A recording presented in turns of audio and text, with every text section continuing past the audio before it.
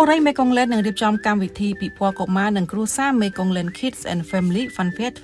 2025 ដែលនឹងធ្វើឡើងរយៈពេល2ថ្ងៃគឺថ្ងៃទី5និងទី6ខែមេសាឆ្នាំ2025ក្នុងគម្រោង The Mekong Royal ដែលស្ថិតតាមបណ្ដោយផ្លូវជាតិ 6A ហួសស្ពានទី1ចាប់ពីម៉ោង 9 ព្រឹករហូតដល់ម៉ោង 9 យប់កម្មវិធីដ៏ធំនេះនឹងនាំយកការកម្សាន្តដល់សម្បូរបែបសម្រាប់បងប្អូនកុមារដោយមានជាកម្មវិធីសិល្បៈគំនូរផ្ដល់ជូនដោយ Global Art Cambodia កាន់តែពិសេសកម្មវិធីនឹងមានការប្រឡងគំនូរផាត់ពណ៌ជូនដល់បងប្អូនកុមារទាំងអស់ដោយគ្រាន់តែចុះឈ្មោះប្រឡងតាមដំណភ្ជាប់ខាងក្រោមហើយជ័យលាភីលេខ1ដល់លេខ3តាមវគ្គប្រឡងនីមួយៗនឹងទទួលបានរង្វាន់ពីបុរីមេកុងលែននិងដៃគូសហការក្នុងកម្មវិធីក្រៅពីនេះក៏មានការកម្សាន្តជាច្រើនទៀតផងដែរដូចជាការលោតពងការចូលលេងពិព័រណ៍សត្វទន្សាយពី Cambo Farm Rabbitry និងកម្មវិធីតាមស្តង់សាលាជាច្រើនដែលនឹងមានវត្តមាននៅក្នុងកម្មវិធីទាំង2ថ្ងៃបន្ថែមពីលើនេះកម្មវិធីពិព័រណ៍កុមារនិងគ្រួសាររបស់បុរីមេកុងលែនក៏មានការកម្សាន្តសម្រាប់អាយុវ័យក៏ដូចជាបងដែលជាអាណាព្យាបាលផងដែរដែលកម្មវិធីមានជាការបង្រៀន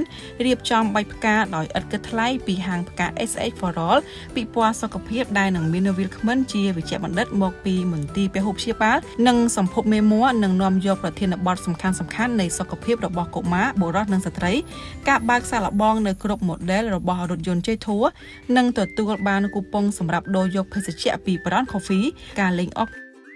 ការកម្សាន្តតាមស្តង់អាហារនិងភេសជ្ជៈជាច្រើននិងការប្រគំតន្ត្រីពេលល្ងាចផងដែរកុំភ្លេចមកចូលរួមកម្សាន្តនិងទទួលយកបទពិសោធន៍ដ៏ល្អសម្បូរបែបនៅក្នុងកម្មវិធីពិព័រណ៍កុមារនិងគ្រួសារ Mekong Land Kids and Family Fun Fair 2025 ទាំងអស់គ្នាជួបគ្នានៅថ្ងៃទី5និងទី6ខែមេសាឆ្នាំ